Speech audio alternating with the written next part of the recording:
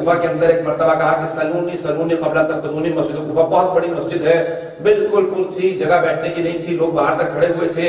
اچانک میرے مولا نے کہا, اندر مسجد کے اندر بھی لوگ تھے, باہر صحن میں بھی لوگ تھے, ہر طرف سے مسجد بھری ہوئی تھی. اچانک میرے مولا نے کہا جو پوچھنے سے پہلے کہ تم مجھے کھودو.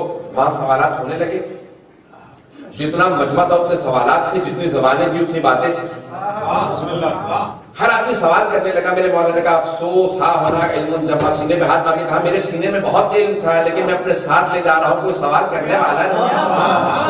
مجمع جو بیٹھا تھا ان میں سے ایک کو جلال آ گیا. اس نے کہا کہ میرے مولا کی توہین ہو رہی ہے. ایک مرتبہ چیرتا ہوا ایک بوڑھا آدمی سارے مجمع کو آگے بڑھا. اس کے سر پہ امامہ تھا, پیشانی پہ پٹی باندھ رکھی تھی, کمر کس رکھی تھی, سفید ریش تھی, بھویں بہت طولانی تھی. اس کا چہرہ جلال بتا رہا تھا یہ کبھی شیر رہا ہوگا. ایک مرتبہ سارے مجمع کو چیرتا ہوا یہ بوڑھا آدمی آگے آیا. کہا کہ یا علی مجھے کچھ سوال کرنے, یا امیر المؤمنین مجھے کچھ سوالات کرنے ہیں, اگر آپ اجازت دیں تو میں اپنی زبان میں سوال کرنا چاہتا ہوں. میرے مولا نے نہیں کہا کہ ذرا لاؤ کوئی مترجم لے کے آؤ. مولا نے کہا جو سوال کرنا جس زبان میں کرنا سوال کیجیے. اب جا رہا تھا, بس سوالات ہوتے رہے, میرے مولا جواب دیتے رہے, یہاں تک کہ جس طرح سے آپ خاموش ہے سارا مجمع سناٹے میں آ گیا, بالکل پریشان ہو کے بیٹھ گیا. کہا یہ علی یہ کون تھا, کہاں سے آیا تھا, کس زبان میں سوال کر رہا تھا. کہا زیادہ پریشان نہ ہونا, یہ میرا بھائی خضر تھا. یہ اپنی زبان میں عبرانی زبان میں سوال کر رہے تھے, ہیبرو میں سوال کر رہے تھے. کہا کہ کئی دنوں سے انہیں کچھ مسائل تنگ کر رہے تھے, یہ سوال پوچھنے آئے تھے. جناب خضر کو دیکھیں, اللہ سبحانہ تعالیٰ نے قرآن کے اندر سورہ قصص کے اندر کہا ہے کہ جناب موسیٰ کے ذہن میں خیال آیا, تکبر نہیں آ سکتا تھا کیونکہ نبی تھے, معصوم تھے, کلیم اللہ تھے, صاحب کتاب تھے, صاحب شریعت تھے, صاحب امت تھے, فرعون کو شکست دے چکے تھے. سب کے امامت ایک مرتبہ باہر نکلے گا, کوئی ہو سکتا ہے مجھ جیسا جس نے فرعون کو شکست دے دی ہو.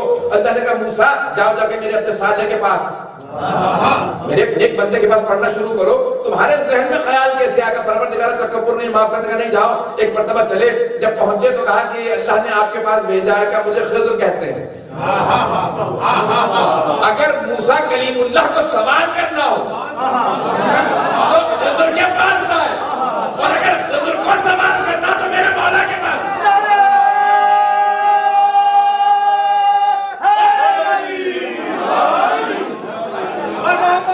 محمد بلند سلوان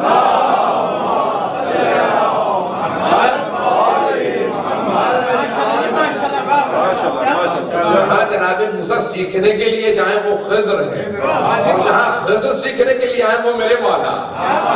واجی کے ذات گرامی ہے. آئے آنے کے بعد سوال کیا, کہ مولا یہ سوالات سے مولا نے کہا اطمینان ہے. کہا کہ میں گواہی دیتا ہوں کہ آپ وسیع رسول خدا برحق ہیں. آپ کو آپ کا حق نصیب نہیں ہوا, یہ لوگوں نے آپ کا حق غصب کر لیا تھا. یہ آپ کا حق تھا کہ آپ پہلے سے آتے, سب سوالوں کے جوابات دیتے. ایک مرتبہ حضرت خضر اٹھے, مجمع سے چلے گئے, لوگ پریشان ہوئے. کہا کہ پتہ نہیں خضر تھے کون تھے, کوئی بوڑھا آدمی تھا, پتہ نہیں کس زبان میں بات کر رہا تھا, بات تو پلے ہی نہیں پڑی. اب لوگ پریشان ہونے لگے کہ پتہ نہیں کون تھا, اتنا ہیبت و جلال تھا, بات ہمت نہیں ہوئی پوچھنے کی کہ اکیلے میں جا کے پوچھتے ہیں حضرت خضر تھے. اچانک اسی مجمع کے اندر ایک آدمی کو جوال آیا. جلال آنے کے بعد اس نے سوال کیا, کہا کہ یا علی بتائیے جبرائیل کہاں ہے. ایک پورے مجمع کے اندر سناٹا چھا گیا کہ جبرائیل. ایک مرتبہ امام نے نگاہوں کو بلند کیا. مولا کی حدیث ہے کہ دو مخلوقات ہیں, کہ ملک یعنی فرشتہ, دوسرا ہے جن. جن نار سے بنا ہے, آگ سے بنا ہے, ہر چیز میں بدل جاتا ہے, یہاں تک کہ نجس جانوروں کے اندر بدل جاتا ہے. اور فرشتہ نور کی مخلوق ہے, ہر چیز میں بدل جاتا ہے سوائے نجس جانوروں کے, کیونکہ نور کی مخلوق ہے. تو میرے مولا نے کہا کہ جبرائیل فرشتہ ہے, وہ نہ ہو کسی چیز میں بدل کے بیٹھا ہو, پتہ نہیں ہے نہیں ہے. ایک مرتبہ میرے مولا نے اپنی نگاہوں کو بلند کیا تو ایک مرتبہ سارے آسمانوں کی بلندیوں میں دیکھ لیا, جناب جبرائیل نظر لیا. پھر ایک مرتبہ زمین پہ نگاہوں کو دوڑایا, زمین کی گہرائیوں میں دیکھ لیا. کوئی پتھر بنا بیٹھا ہو, اب سارے کی ساری زمین کی تہوں میں دیکھ لیا, جناب جبرائیل نظر نہیں آیا. پھر دائیں طرف دیکھا, سارے صحراؤں کے ذرات کو دیکھ لیا. پھر بائیں طرف دیکھا, سارے سمندروں کی گہرائیوں کو دیکھ لیا. پھر سامنے دیکھا, مخلوقات کی ساری انواع و اقسام کو دیکھ لیا. پھر پیچھے دیکھا, کہا کہ سوال کرنے والے جہات 6 ہیں, ڈائریکشن 6 ہیں, اوپر ہے, نیچے ہے, دائیں ہیں, بائیں ہیں, آگے پیچھے, 7ویں ڈائریکشن نہیں ہے. پریشان ہو گیا. کیا سوال کرنے والے جہات 6 ہیں. میں نے پوری کائنات چھان ماری, مجھے جبرائیل نہیں ملا. صرف 2 فرد بچے, ایک تو بچا, دوسرا میں تو علی ابن ابی طالب بس تو ہے جبرائیل.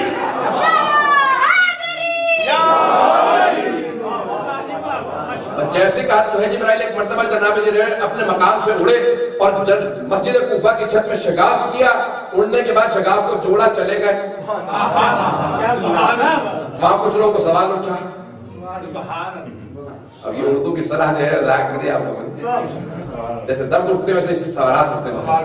اب تو نے کسے بٹھا رکھا تھا، اب یہ کیا ضرورت ہے جناب جبرائیل کو چھت میں شگاف کرنے کی؟ جب جواب مل گیا تھا تو اٹھ کے چلے جاتے. اگر چلے جاتے پھر آپ کو سوال اٹھتا. پتہ نہیں کون تھا جبرائیل بن کے بیٹھا ہوا تھا. جناب جبرائیل نے کہا کہ میں اس ذات کا حق ادا کروں گا. کہ میں بتانا یہ چاہتا ہوں کہ سوائے میرے اور کوئی چھت مسجد کو شگاف کر کے فوراً جوڑ نہیں سکتا. آپ مسجد کی چھت میں شگاف کر کے فوراً جوڑنا صرف جبرائیل کا کام. میں بتانا چاہتا تھا، میں نہیں سوال کیا. مولا میرے کہتے رہے جو سوال کرنا ہے سوال کر لو، جو پوچھنا ہے پوچھ لو. لوگ سوال کرتے گئے. حضرت اب تک یہاں پہ پہنچا ہوں، میں بڑھانا چاہتا ہوں بات کو آگے. سننا چاہیں گے 15-20 منٹ تو اور جہاں تک چلے گے وہاں پہ اس پہ میں یقین مانیے 2 گھنٹے بھی بولا ہوں اسی ایک موضوع پہ. میں نے 5 مجلسیں بھی پڑھی ہیں اسی ایک موضوع پہ.